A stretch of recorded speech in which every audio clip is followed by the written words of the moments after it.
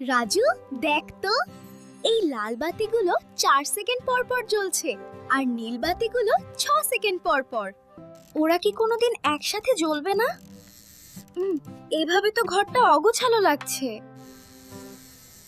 অবশ্যই জ্বলবে।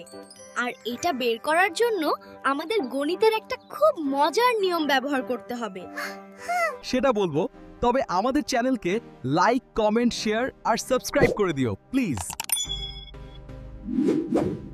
এটাই তো মজার ব্যাপার। একে বলে লসাগু বা লঘিষ্ঠ সাধারণ গুণিতক।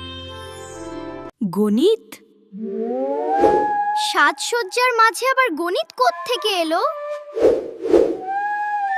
দেখ তানভি, লাল বাতি জ্বলে 4, 8, 8, 12, 16 সেকেন্ডে, আর নীল বাতি জ্বলে 6, 12, 18 সেকেন্ডে।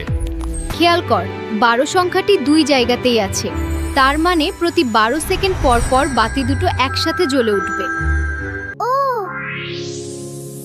তাই তো, ঠিক 12 সেকেন্ড হতেই দুটো বাতি একসাথে জ্বলে উঠল। ঠিক ধরেছিস। শুধু বাতি নয়, ট্রাফিক সিগন্যাল থেকে শুরু করে ট্রেনের সময়সূচি সবখানেও লসাগুর ব্যবহার রয়েছে।